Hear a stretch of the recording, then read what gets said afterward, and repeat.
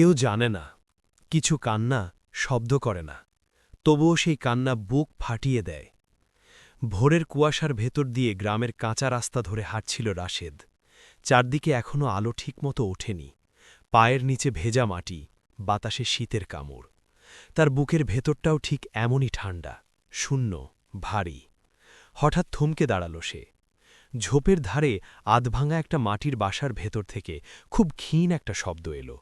শব্দটা ঠিক কান্না নয়, আবার নীরবও না, যেন কেউ সাহায্য চাইছে, কিন্তু জানে না কিভাবে ডাকতে হয়।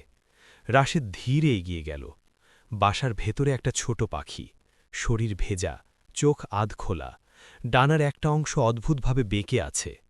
পাশেই আরেকটা ছোট দেহ নিস্তব্ধ হয়ে পড়ে আছে, চোখ বন্ধ, ঠোঁট নড়ে না। রাশেদের গলা শুকিয়ে গেল। একটা তো বাঁচে নাই, ফিসফিস করে বলল সে। কিন্তু যে পাখিটা জীবিত, সে তাকিয়ে আছে, ভয়ের চোখে না, বরং অদ্ভুত এক বিশ্বাস নিয়ে, যেন বলছে তুমি চলে যেও না।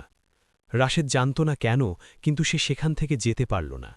সে নিজেও তো এমনই ছিল একসময়, ছোটবেলায়, যখন তার মা মারা গেল, আর সবাই বলেছিল ছেলেটা বুঝবে না, কিন্তু সে বুঝেছিল, খুব ভালো করেই বুঝেছিল।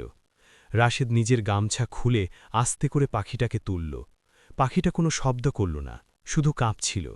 সেই কাঁপুনি যেন রাশেদের বুকের ভেতলও ছড়িয়ে পড়ল। ঘরে ফিরতে ফিরতে সকাল হয়ে গেল। তার ছোট্ট ঘর, মাটির দেয়াল, টিনের চাল, ভেতরে ঢুকতেই পুরনো এক নীরবতা। এই ঘরে কেউ তাকে কেমন আছো বলে বলে না। সে পাখিটাকে পুরনো এক পাত্রে রাখল, পানি দিল, ভাতের একটু নরম অংশ গুলে দিল। পাখিটা খেতে পারল না, শুধু তাকিয়ে থাকল। বাঁচতে চাইলে চেষ্টা করতে হয়, রাশেদ ধীরে বলল। কথাটা পাখিটাকে না, নিজেকেই বলছিল সে। রাতে বৃষ্টি নামল, টিনের চালে বৃষ্টির শব্দ যেন হাজারটা প্রশ্ন। পাখিটা বারবার কেঁপে উঠছে।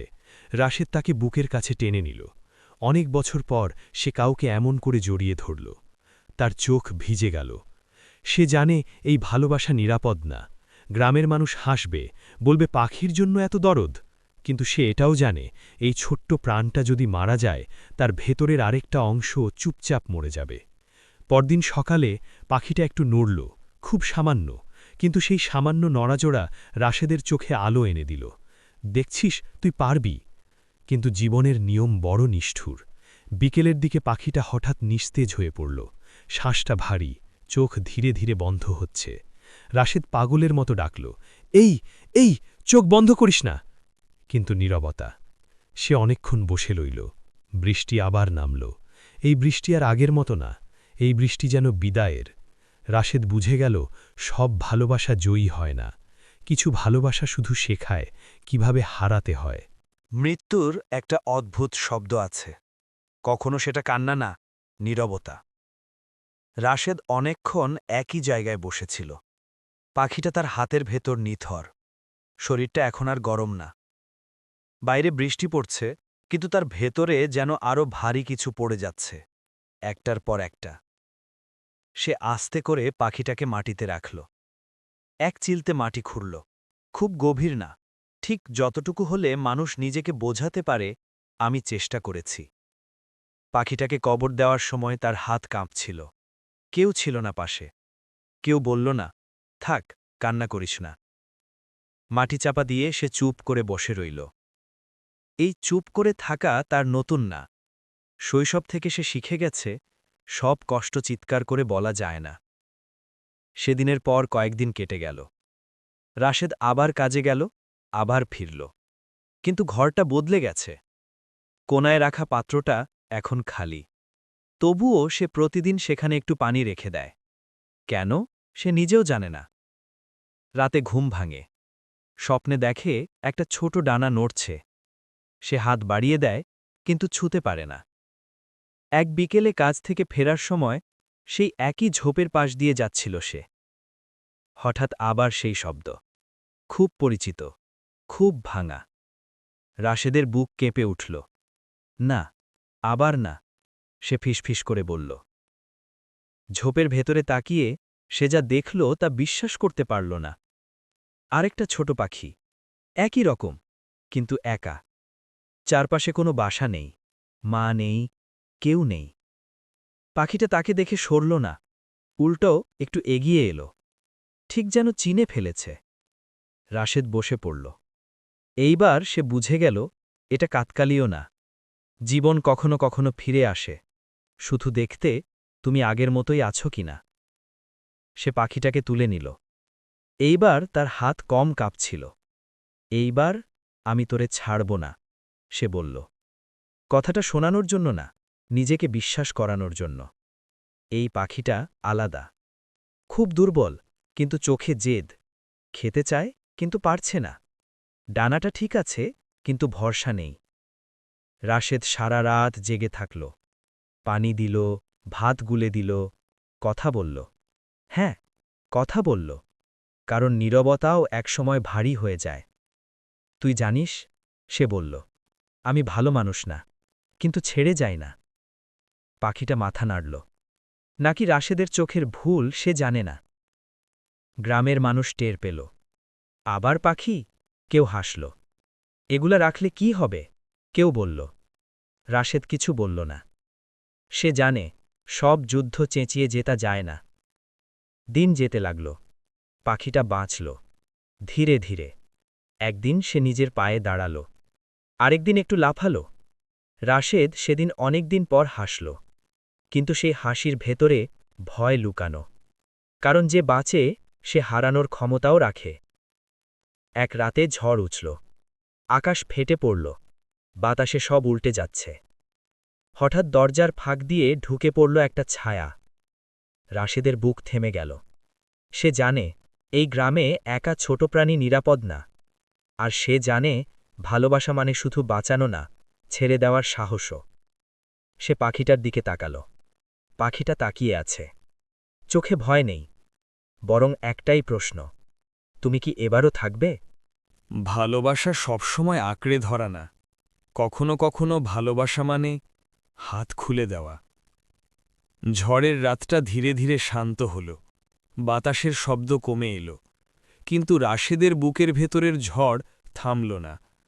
সে দরজার পাশে দাঁড়িয়েছিল অনেকক্ষণ। ছায়াটা আর নড়েনি, হয়তো চলে গেছে, হয়তো শুধু তার ভয়ই ছিল। সে পাখিটার দিকে তাকাল। পাখিটা এখন অনেক বড় হয়েছে, ডানা শক্ত, চোখ পরিষ্কার, আর আগের মতো কাঁপে না। কিন্তু আজ তার চোখে এক অদ্ভুত অস্থিরতা, যেন কোথাও দাগ পড়েছে। রাশেদ সেটা বুঝতে পারল, কারণ তার নিজের বুকেও ঠিক এমনই ডাক পড়ে, যে ডাক বলে, এখানে থামিস না। পরদিন সকালে আকাশ পরিষ্কার। রাশেদ পাখিটাকে নিয়ে বের হল। গ্রামের শেষ মাথায় একটা খোলা মাঠ, পাশে ঝোপঝাড়, দূরে আকাশ। সে সেখানে গিয়ে দাঁড়াল। অনেকক্ষণ কিছু করল না। পাখিটা তার হাতের ওপর বসে আছে, আরাম করে, যেন ভাবছে এটাই তার জায়গা। রাশেদের গলা ভারী হয়ে এলো।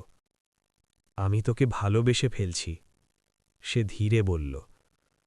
আর এইটাই সবচেয়ে ভয়ঙ্কর। সে জানে যা ভালোবাসা তাকে নিজের করে রাখতে ইচ্ছে করে, কিন্তু সে এটাও জানে সব নিজের করা যায় না। সে হাতটা একটু উঁচু করল, পাখিটা নড়ল না। আরও একটু, এখনও না। রাশেদের চোখ ভিজে গেল। যাস, সে ফিসফিস করে বলল, আমি ঠিক থাকব। এই কথাটা সত্য না, কিন্তু কখনো কখনো মিথ্যাও প্রয়োজন হয়। হঠাৎ পাখিটা ডানা মেলল, একবার, দুবার, তারপর আকাশে। রাশেদ তাকিয়ে রইল। পাখিটা প্রথমে একটু টলল, তারপর ঠিক হয়ে গেল। ধীরে ধীরে ওপরে উঠল, আরও ওপরে। একসময় সেটা শুধু একটা বিন্দু, তারপর কিছুই না। রাশেদ অনেকক্ষণ দাঁড়িয়েছিল। কেউ তাকে বলল না সে ঠিক কাজ করেছে, কেউ বলল না ভুল। সে নিজেই নিজের সাক্ষী। ঘরে ফিরে এলে ঘরটা আবার খালি লাগল, কিন্তু আগের মতো শূন্য না। এই শূন্যতার ভেতরে এখন একটা শান্তি আছে। সে সেই পাত্রে আর পানি রাখে না, কিন্তু প্রতিদিন সকালে দরজা খুলে আকাশের দিকে তাকায়। কখনো কখনো দূরে কোনো ডানা নড়ে। সে জানে না ওটা তার পাখি কিনা, জানার দরকারও নেই। ভালোবাসা সব প্রশ্নের উত্তর চায় না। কয়েক মাস পর এক সকালে সে আবার সেই ঝোপের পাশ দিয়ে যাচ্ছিল। হঠাৎ শব্দ। একটা না, দুটো। রাশেদ থমকে দাঁড়াল।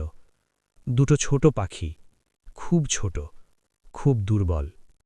সে কাছে গেল না, শুধু দূর থেকে দেখল। আর প্রথমবারের মতো তার বুক কাঁপল না, কারণ সে জানে সে সবসময় উদ্ধারকারী হতে পারবে না, কিন্তু সে হৃদয়ে খুলে রাখতে পারে। সে আস্তে করে হাঁটা শুরু করল। পেছনে রেখে এলো সেই ঝোট, কিন্তু নিজের ভেতরে রেখে দিল সব কিছু। জীবন তাকে অনেক কিছু দেয়নি, কিন্তু একটা জিনিস দিয়েছে, নীরব ভালোবাসা বোঝার ক্ষমতা। আর সেটা কেউ কেড়ে নিতে পারে না।